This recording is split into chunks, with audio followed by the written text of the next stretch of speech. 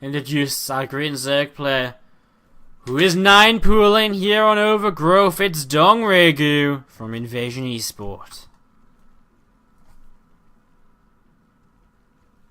The low left, the red Zerg player from Samsung Galaxy at Solar.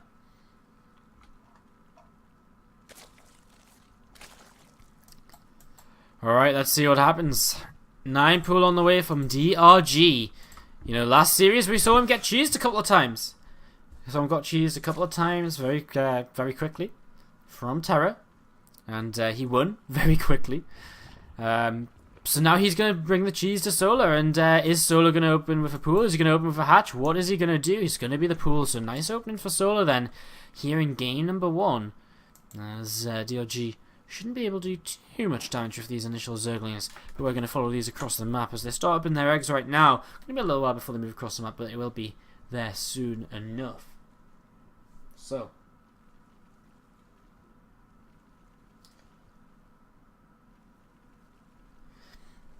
How is everyone doing in the chat here, guys? Hey, a Game on UK. Hey, Crowtail as well. How's it going? Hey, Mark, aka Uthermal.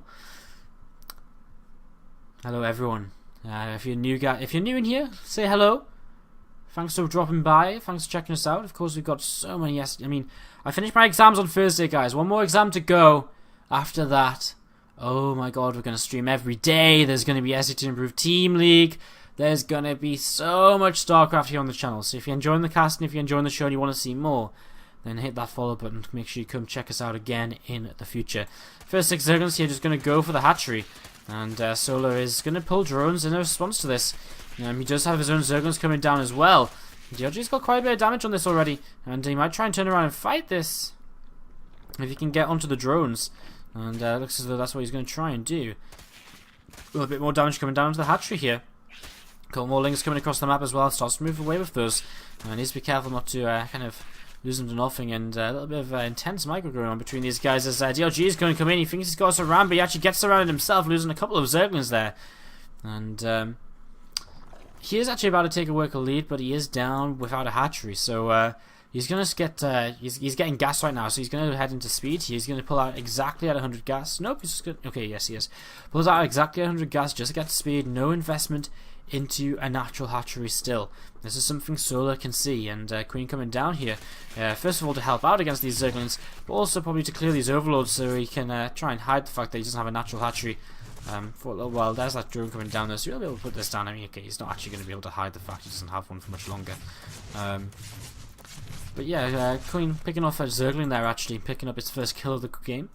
And there's drone finally going to drop that hatchery down there. So much later hatchery here for DongRaeGu, and that will put him at a bit of a disadvantage, but he has a faster speed, so he's going to be able to try and utilize that a little bit here. Though right now he is actually behind an army supply, which means he has less lings now. Reinforcements will come in a little bit sooner for him, and he will be able to turn this around. Again, that Queen will help out a bit here as well, as these Zerglings are going to try and come around. He wants to try and stop that one getting into the main base, but at the same time he doesn't really want to lose his Queen, and I mean, he might actually end up doing both here. No, okay, the Queen just about survives, but the Zergling gets into the main base and sees exactly what's up. He sees speed is on the way, and he sees that no more gas is being mined, so immediately he knows exactly what DRG is up to in this game. So it's great scouting here by Solar, and another Zergling coming forward just to try and confirm what's going on.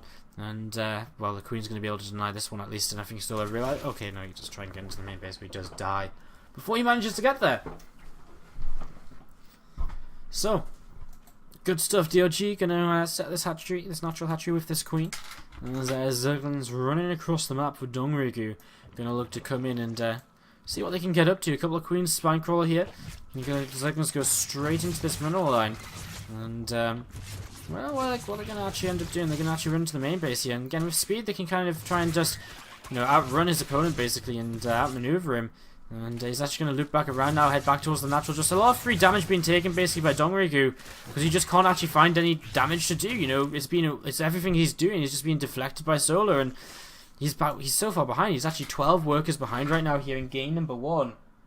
And, well, 12 workers behind here in game 1. And not looking good for him at all. Now, actually, only 8 workers behind now, but starts up a lair. Roach Rod and an Evo Chamber coming in from Solar. So it looks as though Solar wants to go straight into Roaches, whereas DongRaeGu probably going to just try and go Mutas, I guess, if he's going for a lair. But he's only on a single gas. I mean, what else can you do with a lair?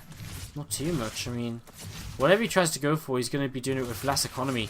And that's never going to be a good thing. As I mean, right now, Solo with slow lings actually just has so many slow lings. He's continuing to push through here. It looks as though he will get cleaned up here. DongRaeGu with enough reinforcements coming in just about in time. Still down by a bunch of drones though, and there's just no real way for him to catch up on that. His extra gas is being taken now. It looks as though he will go into Mutalisks, but I'm just afraid that I think Solo's roach timing is just going to be so powerful. It's just going to hit so much sooner than I'm almost sure it's just going to hit so much sooner than DongRaeGu is going to be ready for it. The thing with roach timing is they're pretty good against mutas anyways. It forces spine crawlers out of the muta player, forces them to probably defend on 2 bases. But here DRG's playing from behind, so if a roach timer hits and he's already behind, it's going to be a while before you can get that down, and you can try and deny this third base for a little while here. Some roaches already on the way for Solo. He comes back in, he's actually going to be able to grab that drone, and that's a really nice pick off here by DRG. A great little pick off, a great little snipe to delay that third base for just a little while longer, and I mean it's a good 10-15 seconds longer he denies it for. Again, he's not going to be comfortable taking his own third base until he has his own Mutalisks up. And that being said, Spider's halfway done. Roach speed's only just starting, so it's not like these roaches are going to kind of skyrocket across the map. At the speed of light, they're going to take a little while to attack. So it looks as though this might actually be more or less okay then.